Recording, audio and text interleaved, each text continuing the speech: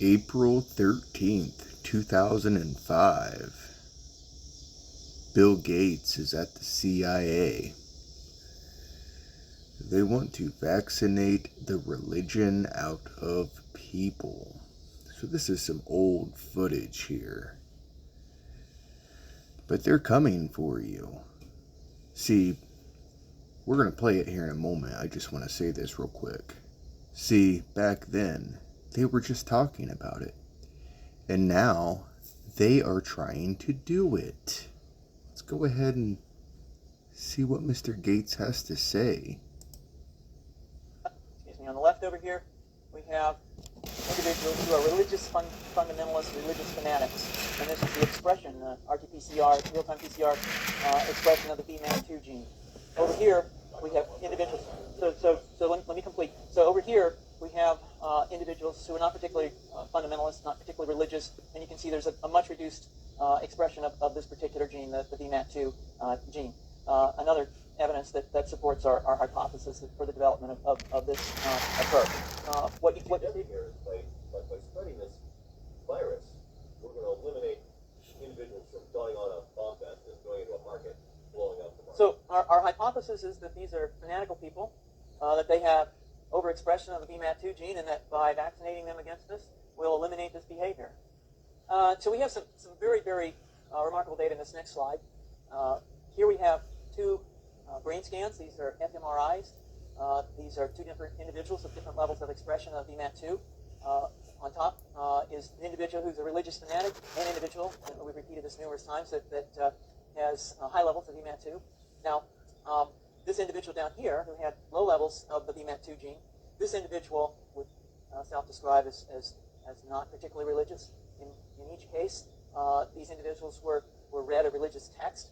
This individual lit up the right middle frontal gyrus, shown here, and that's a part of the brain that's associated with theory of mind. It's a part of the brain that has to do with intents and beliefs and desires. In marked contrast, here's an individual who would not particularly self-describe as religious, and we never read a religious text. What you see is that this part of the brain, called the anterior insula, lights up. This is a part of the brain that's associated with disgust or displeasure on hearing something. That's the demons in your brain, planting false ideas in your mind. It's inflammation.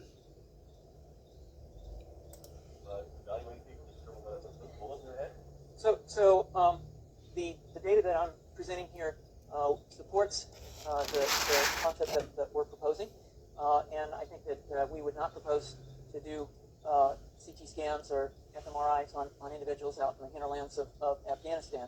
The virus would immunize against this VMAT2 gene, and that would have the effect that you see here, which is it's essentially to turn a fanatic into a normal person. And we think that will have major effects. Turn a fanatic into a normal person. Well, that's interesting, isn't it? Let's go on. Middle East.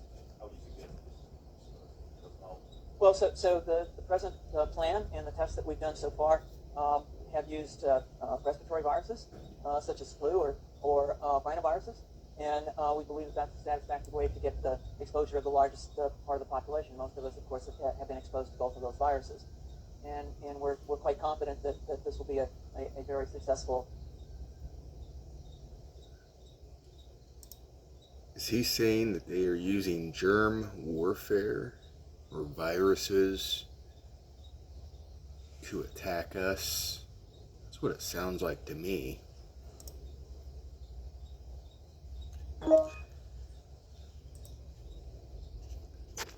We have individuals who are religious fundamentalists, religious fanatics, and this is the expression. Well, he's saying it plain as day right there. He wants to get rid of the God gene. He isn't going to achieve it unless you allow it. Turn away from these people. All glory to Christ.